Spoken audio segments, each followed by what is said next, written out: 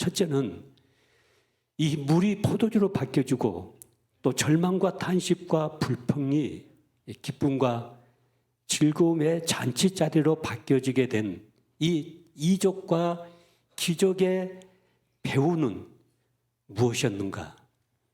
그것은 오늘 본문 3절 말씀 보시면은 이 포도주가 떨어진지라 하는 말씀이 있습니다. 구역 성경 번역에 보면 포도주가 모자란지라 이렇게 말씀을 하고 있습니다. 왜 이 잔치집 안에 물이 포도주로 바뀌어지는 기적이 일어나게 되었습니까? 왜 이 잔치집 안에 만왕의 왕이신 예수님께서 이 가정사에 개입하시게 되었습니까? 왜 이 잔치집 안에 불평과 불만과 원망과 이 모든 것이 순식간에 기쁨과 감격으로 바뀌어지게 되었습니까? 그것은 포도주가 떨어졌기 때문이었습니다. 포도주가 모자랐기 때문이었습니다. 당시 동네 슈퍼에 가가지고 포도주를 사올 수 있는 상황도 아니고 뭐 택배를 통해서 포도주를 배달할 수 있는 그런 여건이 아니었습니다. 기쁨과 즐거움으로 가득 차야 될 이 잔치 집안이 한순간에 썰렁해지게 되고 모든 가족들, 양가의 혼주들, 연회장, 신랑, 신부 모든 사람들이 패닉 상태에 빠질 수밖에 없는 상황이었습니다.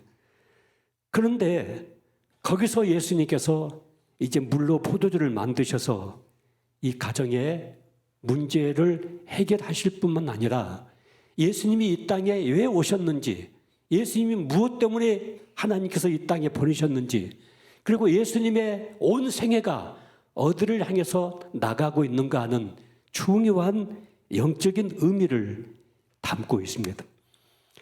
먼저 여러분 생각해 보셔야 될 것은 여기 포도주가 떨어졌고 포도주가 모자랐기 때문에 거기서 기적과 이적이 일어나게 되었고 거기에 하나님이신 예수님께서 가정사의 문제를 개입하시게 된 것입니다. 여러분의 인생에 깜깜한 밤이 오게 될 것입니다.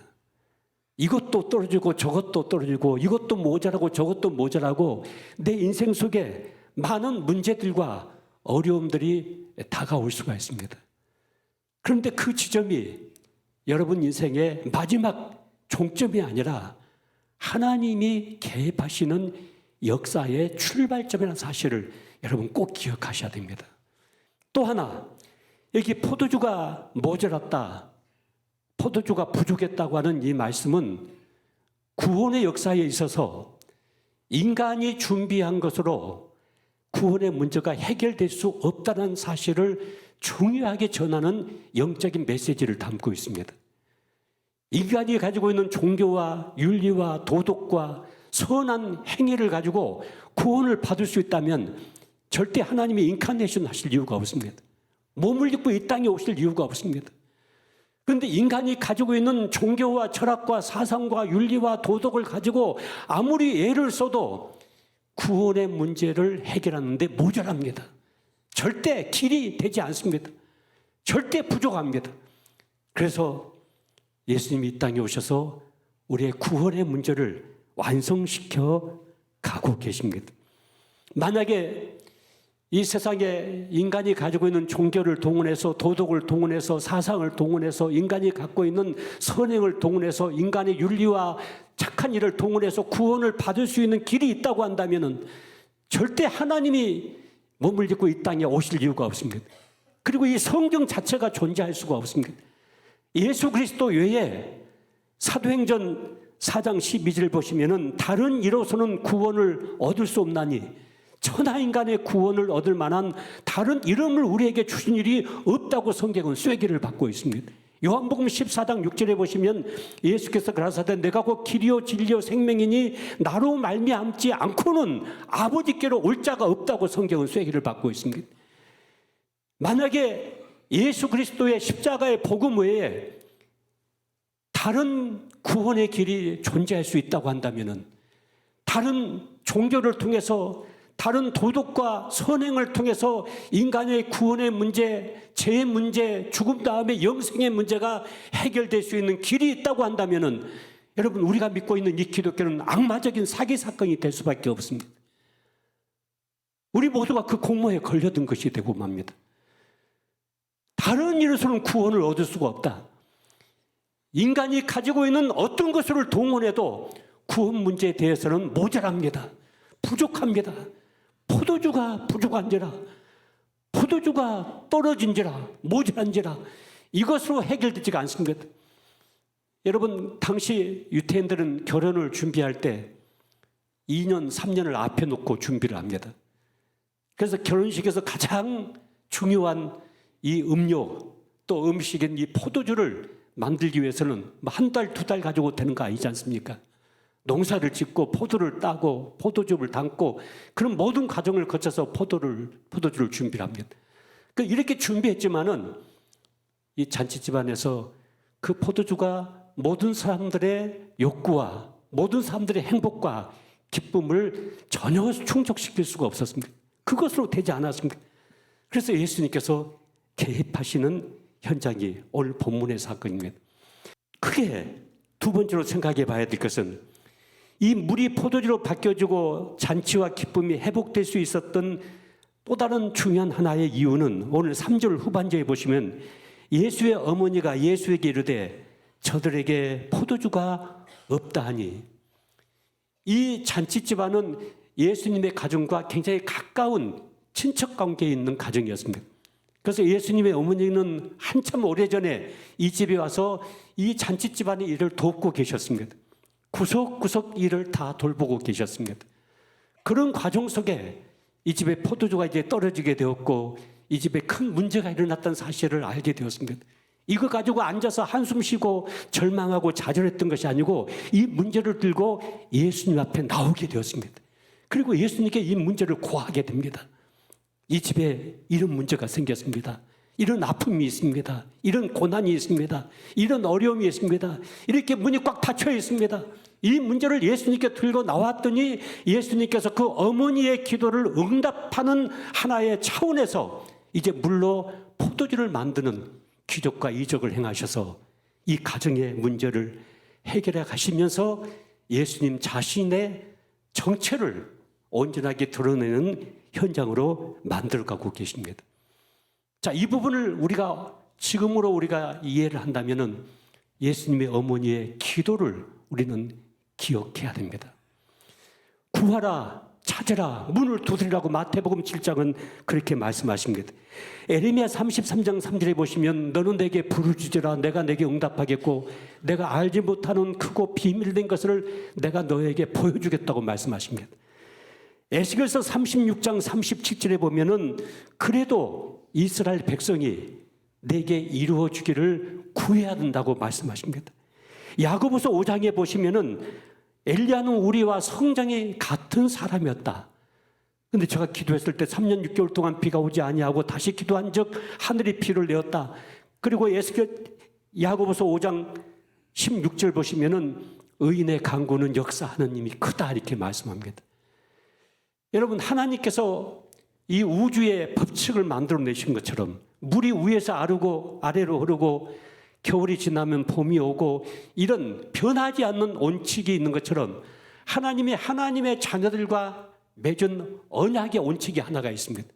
그것은 구해야만이 우리에게 응답하신다는 원칙을 갖고 있습니다. 너희가 받지 못하면 구하지 않기 때문이라고 말씀하십니다.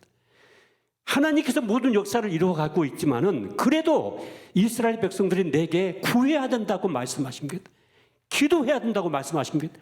입으로 구하고 손으로 두들기고 발로 찾아가고 간구하게 될 때 내가 알지 못하는 크고 비밀된 것을 내가 너에게 보여주겠다고 말씀하고 있습니다. 여러분, 기도도 해보지 아니하고 간구도 해보지 아니하고 하나님 앞에 이 문제를 들고 나와 보지도 아니하면서 절망하고 좌절하고 내 인생이 끝났다고 생각하는 것은 매우 잘못된 신앙의 태도가 될 수밖에 없는 것입니다. 기도의 절대성을 아무리 다 부르짖어도 이 메시지는 다 전하지 못합니다. 기도의 자원을 다 써버린 사람은 아무도 존재하지 않습니다. 저도 지금까지 인생을 살아오면서 한 걸음도 기도가 없이는 앞으로 전진할 수가 없었습니다. 기도 없이 이루어진 것은 하나도 없는 것 같습니다. 여러분, 하나님은 우리와 인격적인 관계를 맺기를 원하고 계십니다. 우리를 하나님의 영적인 존재로 창조했다고 하는 것은 인격적인 존재로 창조했다는 말씀과 같은 의미입니다. 여러분, 인격은 절대 강요하지 않습니다.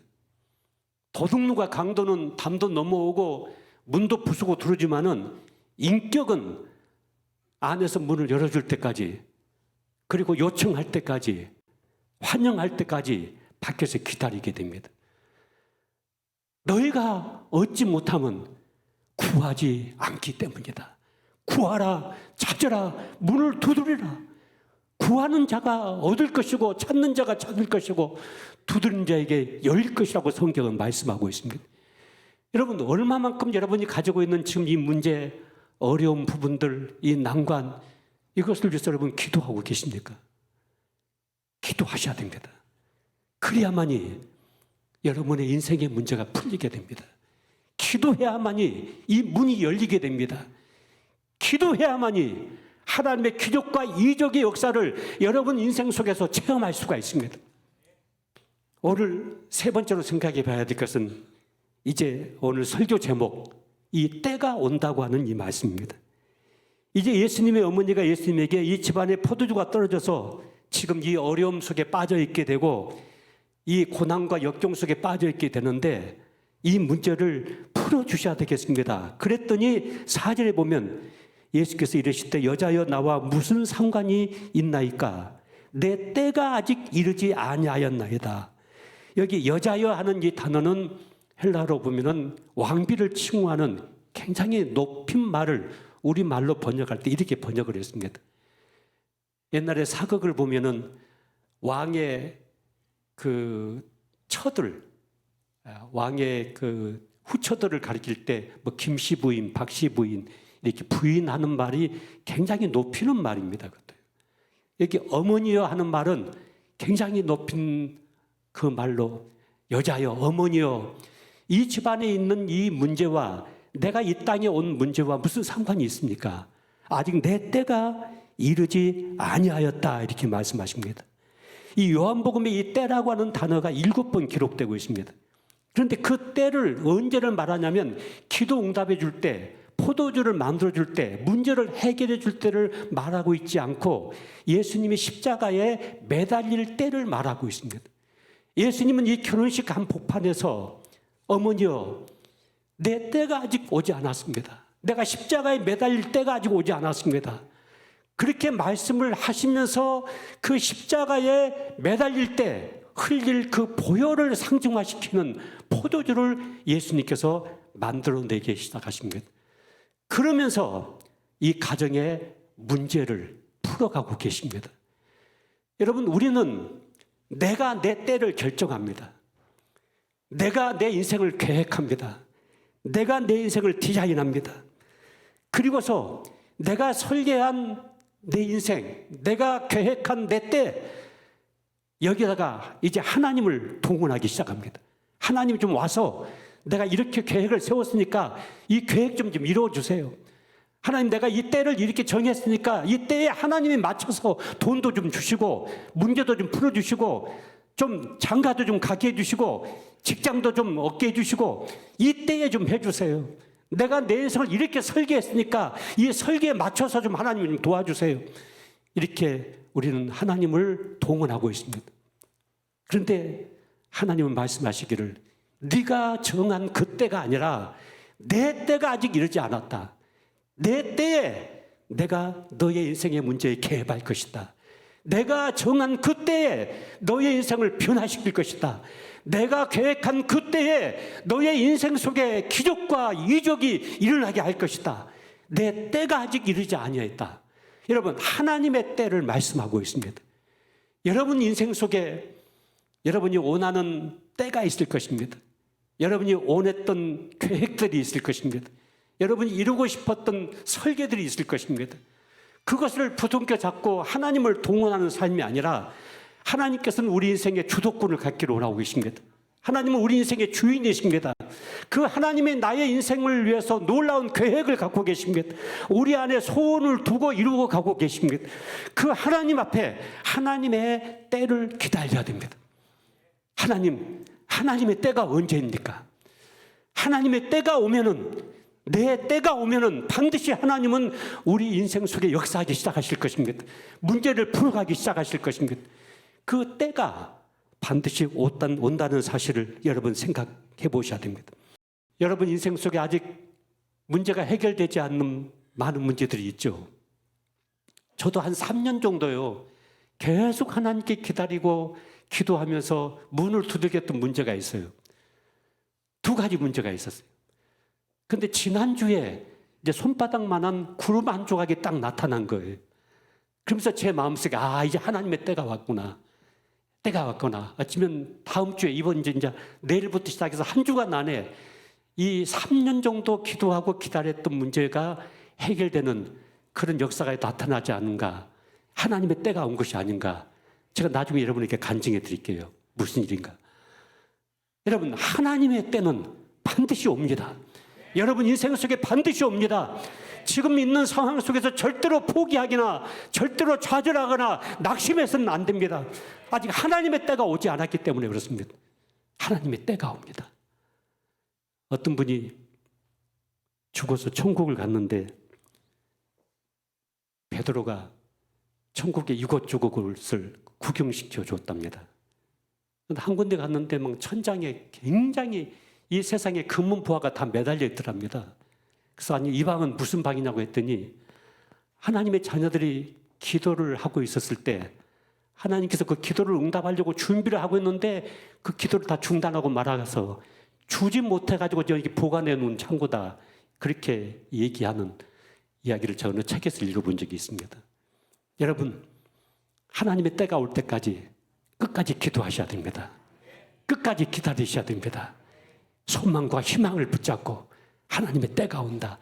여러분, 길게만 했던 겨울이 지나가고 있습니다. 하나님의 때, 봄이 지금 오고 있습니다. 이 봄이 온다고 하는 것은 하나님의 때가 온다는 중요한 메시지를 우리에게 전하고 있습니다.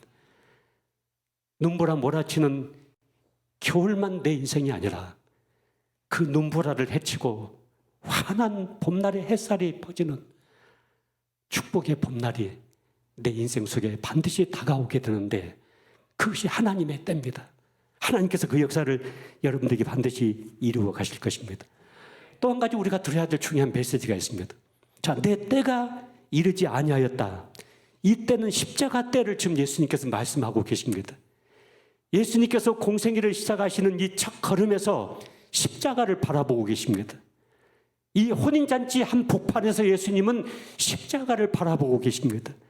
나를 이 땅에 보내신 그 하나님 아버지의 뜻은 내가 십자가를 짊어지고 온 인류를 구속하기 위하여 그 십자가에서 피와 물을 다 쏟는 것입니다. 그 십자가를 바라보시면서 예수님은 내 때가 아직 오지 않았지만은 내 때에 내가 십자가에 매달릴 때 흘릴 그 보혈을 영적으로 상징화시키는 이 포도주를 예수님께서 만들어내고 계십니다. 여러분, 요한복음 2장은 물로 포도주를 만든 사건이고 요한복음 15장에 가보시면 예수님은 나는 참 포도나무다 이렇게 말씀하십니다. 요한복음 19장에 가보시면 예수님은 십자가상에서 신 포도주를 입에 머금고 예수님 입에서 흘러내리는 그 포도즙이 예수님의 몸에서 흘러내리는 그 보혈과 섞여져 가지고 골고다 언덕에 뚝뚝뚝뚝 떨어지는 순간 예수님은 다 이뤘다고 마지막 말씀하시면서 운명을 하십니다. 예수님은 그의 공생애를 시작하는 순간부터 시작해서 그 공생애를 끝나는 순간까지 이 포도와 자기의 생애를 하나에 일관시켜서 계속해서 우리에게 말씀하고 있습니다. 나는 참 포도나무다. 여러분, 포도나무가 존재하는 목적이 무엇입니까? 포도나무를 저도 키워보니까요, 포도나무는 관상용도 아니에요. 땔감용도 아니에요. 무슨 목재로도 쓸 수가 없어요. 포도나무가 존재하는 유일한 목적 하나는 포도송이를 위해서 포도나무가 존재해요. 예수님께서 나는 참 포도나무다 이렇게 말씀하신 것은 나는 한 송이 포도송이로 이 땅에 왔다 그 말씀을 좀 하고 계신 거예요. 여러분, 한 송이 포도송이가 존재의 의미와 목적과 가치를 이루어내기 위해서는 선반에 올려놓고 냉장고에 보관시켜 놓고 창고에 보관시켜 놓으면 그 포도송이가 존재의 의미와 가치가 있습니까? 그렇지 않습니다. 한 송이 포도송이가 존재의 의미와 가치와 목적을 이루어내기 위해서는 포도즙들 속에 집어 던져져서 으깨지고 부서지고 뭉그러지면은 그 포도송에서 포도즙이 흘러나오고 그 포도즙이 시간이 가면은 포도주가 바뀌어져서 그 포도주가 모든 사람들에게 기쁨과 즐거움의 잔치상을 배설하게 되는 것입니다. 예수님은 이 한 송이 포도송이로 이 땅에 오신 분이십니다.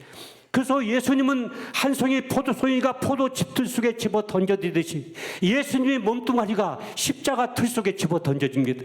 이 포도송이가 포도즙틀 속에서 으깨지고 부서지고 뭉그러지듯이 예수님의 몸이 십자가상에서 으깨지고 부서지고 뭉그러지기 시작합니다. 이 으깨지고 부서지는 포도송에서 포도즙이 흘러나오듯이 십자가상에서 으깨지고 부서졌던 예수님의 몸에서 보혈이 흘러나옵니다. 그 포도즙이 사람들에게 기쁨과 즐거움의 잔치상을 배설하는 것처럼 예수님의 몸에서 흘러나온 그 보혈이 오늘 여러분과 나에게 구원과 영생의 잔치상을 배설하게 된 것입니다.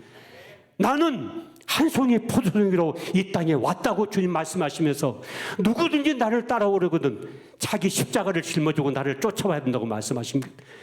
예수님께서 십자가를 짊어지심으로 예수님이 한 송이 포도송이가 되신 것처럼 그 삶을 사심으로 여러분과 나에게 구원과 영생의 잔치상이 배설됐다고 한다면 예수님 말씀하시기를 나는 참 포도나무요 너희는 가지다 이렇게 말씀하십니다.